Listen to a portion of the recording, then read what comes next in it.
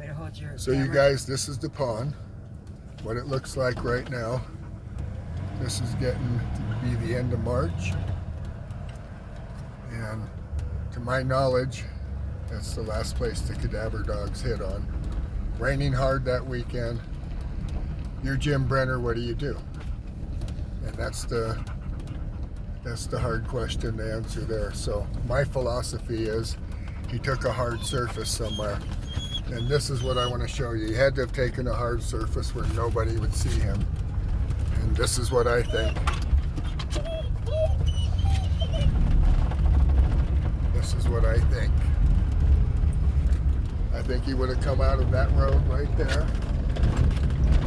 And hard surface this way. But it would have to be a surface where you're not seen. And you guys have been out here several occasions, many times. And the reason I go back out here is because this is what my heart says.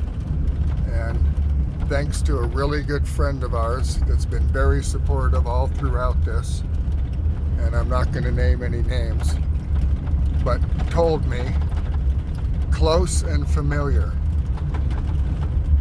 And that's what was said about Brenner. He's not going to put any effort into anything. Close and familiar. And close, you guys have to realize in this part is 25, 30 miles. And I'll tell you what I think and why I think it. I'm going back out the rail grade because it's a hard surface. And most importantly, nobody's out there. That's the wash down there, you guys. It's been searched, and it's been searched hard, okay? That's been searched hard. This is how close the railroad is, the rail grade. You literally cross the railroad tracks and turn right back at the pond. Now this direction is east. And out here is the Never Never Land. This is the edge of the salt flats. And you guys, common sense tells me this. It was flown by helicopter. It's been searched by search and rescue. It's been searched by a lot of people, and I do realize that like 75% of the time remains are found in areas that have already been searched. And we're not done searching this area by any standards, because my knowledge, a hand-to-hand search was never done where volunteers, you know, get 5 feet from each other and 200 walk one direction north to south and then cover the same area east to west. That's never been done on this search. Common sense tells me he put the distance. He had to have done the distance, 25 miles out. Helicopters flown. They were on their way back to Windover, and they spotted a body that had been out there almost a year. So what I'm going to go with is it has to be a hard surface, something fairly close, and I mean within 25 miles, and we're probably just missing it. So back out this way for me, and we're just going to look at the most likely areas. Once we get out here a ways, there's these dirt piles on each side of the railroad, and when Lance and I were searching, we walked one side of them, but not on the opposite side, not on the north side of the railroad, or on the south side of the railroad tracks, excuse me. And a lot of the stuff that goes off in that direction towards the Golden Spike Trail, a lot of that was never searched. Like it's, you know, it's just all I can go with probabilities.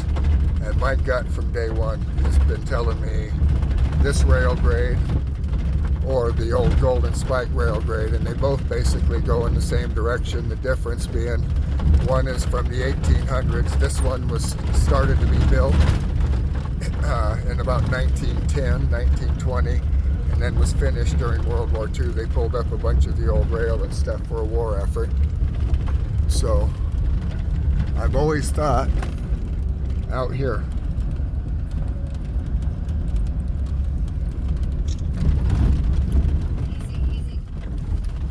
Big bumps, I know. But the reason I thought out here, you guys, is we've had rain out here the last few days, rain and snow. It melted off yesterday afternoon. I'm gonna stay in two-wheel drive. And just to show you guys that this is one of the highest probabilities I've always thought of.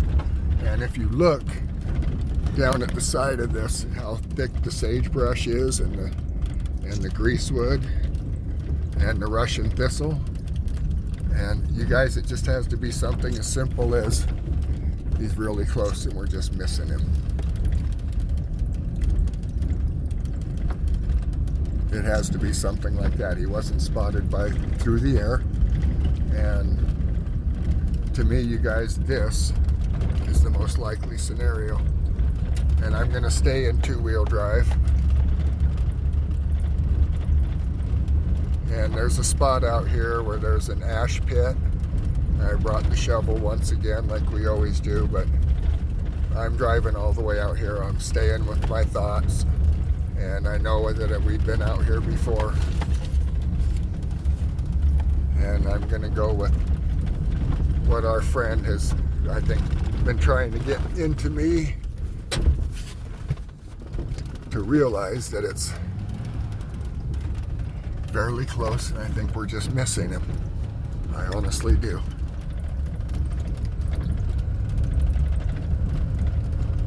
And if you look down in here, there's going to be places where there's all sorts of sagebrush and tumbleweeds, and I'm going to get my ass down there with the shovel and look in the spots to me that look like it would be probable. Now, I can't walk the whole thing down there and do it, but I wish a couple hundred people would come and we drop people off about every 200-300 yards and cover some ground down there. And that's never been done. And you guys, with all the searching that's been done, it has to be something as simple as that. That we're just missing him. Yeah, but it's almost too late to get in that thick stuff because of rattlesnakes, isn't it? I'm not afraid of snakes. I got a shovel. He rattles, I'm going to take his head off. Plain and simple. I've never been afraid of snakes. I've irrigated in lots of alfalfa fields around here. And when you're deep in the field, there's no snakes in there. It's too cold for them. Where they hang out is right along the edges of the field. When it's really hot, they slither their way in about a foot and a half into the field where they're just barely in the heat because they regulate their temperature. And when it's cold, they slither out into the broad sunlight and lay in it. And the only place I've ever really come across snakes farming is right at the edge of the field, never deep in the field. Not up here in the high mountain desert. They hang where they can regulate their temperature. Along the edges of the rocks where we've been searching for remains, where we found a lot of cow bones and stuff like that, you guys, and other bones. Yes, you got to really watch out for the snakes there because they sun themselves on the rocks and then slither back into a crevice when they need to cool off. And then they have lots to eat that comes there with mice, rats, and other sorts of small scavengers. So it's a perfect place for them to hang out.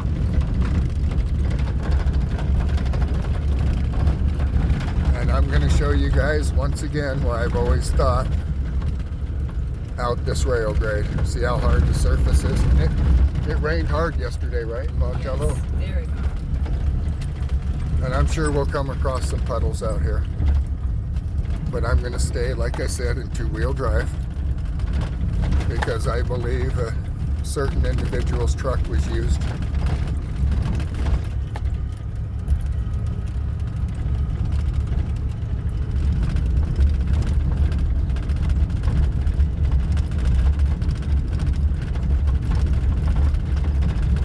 And the thing about the familiar, where the person that's been kind of coaching me all along on this, and I thank that person immensely. If you're ever watching, you know who you are, and our whole family thanks you, right? Right, Bria? Yep. Phyllis feels the same way. All of us involved out here that feel the same way. Did you guys see out in this area how thick it is? A few big tumbleweeds and pieces of sagebrush and greasewood, and the body's fairly well hid. And over there, that's the grain shed over there, you guys. It's about, what, half a mile, would you say? Oh, maybe more. So it's going to disappear as we follow the road here. here. But I believe that's where, in my opinion, that's where the murder took place. And Where are the towers? that's on the hills behind us. Are you out of tower range? No, you should be getting the signal just as soon as we should get the signal. But that's the grain shed, or what you guys call the grain shed. I just call it a shed. It's Todd, up what there. is that mountain called right there? That's called Pigeon Mountain. That's Pigeon Mountain. Yes. I don't know if you guys can see that mountain off in the distance. Looks like it has a gun sight on the top of it. That's Pigeon Mountain. And that's a high probability area too, the back side of that. So the northeast side of that, you go back there and there's a high probability area because you wouldn't be able to see, you guys, and I'm being polite about this, we call it a raven cloud. And in this area, when anything dies, that's how you know it's happened. You'll look up in the sky and there'll be hundreds of them circling. And none of that was ever spotted from the searches that were done here, and I'm sure there's enough farmers that helped with the search the first few times where they knew that. So even under, sagebrush up close in this area, they would have noticed that. So what I'm going with is he put some distance, and that means 20 to 25 miles. So we're going to go back out here and we're going to look. Once again, back out here and we're going to look. Get back. And you guys, you got to go really slow on these roads, and you have to pay attention. When a train comes, I pull over to the side and stop, because the engineers, you guys, they get really nervous. So Hey. So as we're out here and the train comes, we're going to be wearing reflective colors. Okay. We will raise our right hand.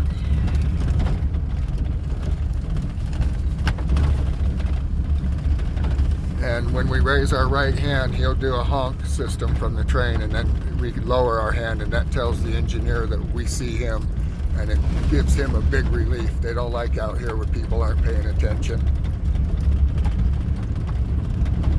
So I'm going to adhere to railroad safety protocol.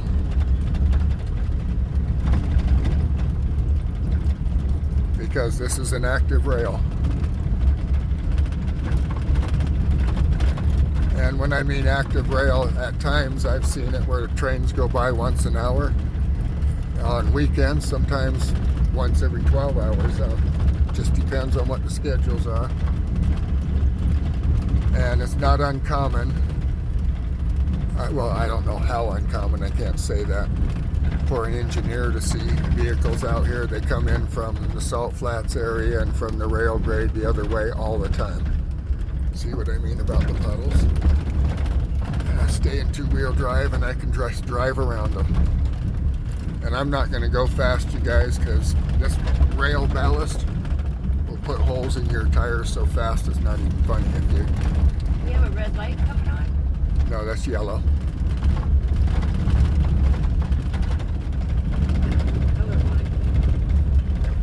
So we just went by the grain shed. I believe probably the body was taken from the grain shed through the west gate of that property and down into the wash. There's a gate on the west by north corner of that property, and it leads right down into the wash. And you can drive that to about 400 yards from the pond at Lucin. So you're hidden down in the wash. You drive over to the pond, and he dumped the body, evidently. That is an old farm that an individual from Grouse Creek now owns. Kirk Robertson up in Washington owned that farm over here, Bria. Yeah. This one. And he passed away, God bless his soul, last year. Oh, okay. And before he sold that property, he gave me permission to go over there and walk it. He said don't dig or anything, but he got permission to walk it, and it was all filled up with Russian thistle everywhere. Looks fairly green right now under the pivot. I do know the person that owns it now, and if it's not being farmed, definitely going to ask him permission to search it. And I don't know if the family has searched that farm or not, you guys. I can't answer that, but I have walked there and been in what I called probable areas a few times. One thing that's definitely that we know about that farm is Brenner knew where the keys were to the gate. That I promise you. Kurt knows where the keys were to the gate on that farm.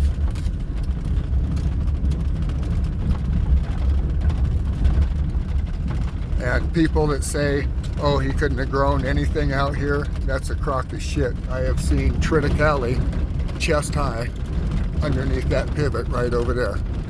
And Dylan's pivot is, I don't know if you guys can see the dirt mountain, that's what we call it. It's called Little Pigeon Mountain, but we call that dirt mountain out here. And his pivot is probably only 5 air miles from this pivot. So if he had a way of desalinating his water, which from what I understood he did, guarantee you he could have grown just about any crop he wanted to there. Alfalfa, triticale, a mix of alfalfa, triticale, and peas, which is a feeder thing that's done quite a bit. So the naysayers that say that there was no way he could farm out here, you have no idea what you're talking about. Most definitely could have farmed out here and would probably be successful if it hadn't have been for James Brenner. And the people that have been out and blaming the parents for letting their child come out here, I got news for you. The only person's fault this is the person or people responsible for doing it. My children were out here for years and years. The only difference was they knew who the sharks were, and I didn't let them hang out at a certain place in town. Unfortunately, see what I mean about that? Unfortunately, the individual that's missing and presumed murdered didn't know what type of people were in this area. He definitely knew who Brenner was, and the question now is what Brenner did.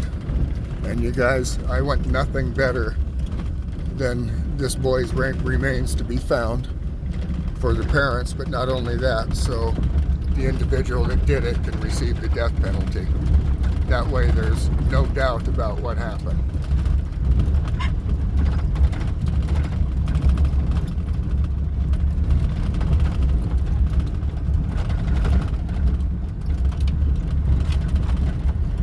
And as you can see, one side of the tracks is like that.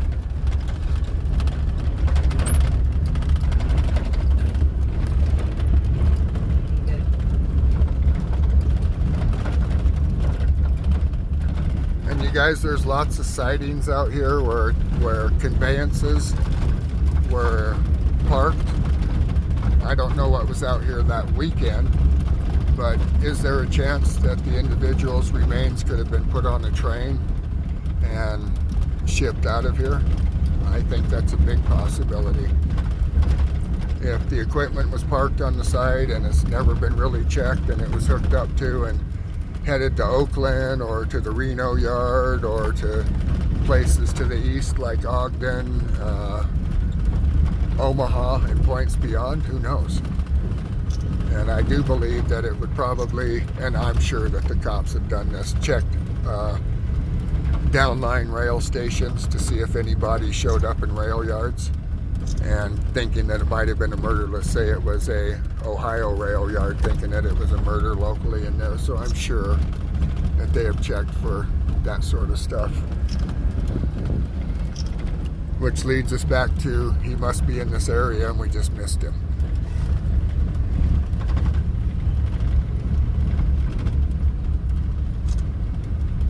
And do I think James Brenner was Ah, familiar with this area? Yes, I think he'd been out this rail grade many times. please. Stakes. Pebbles. So I'm going to go ahead and sign off and pay attention to my driving.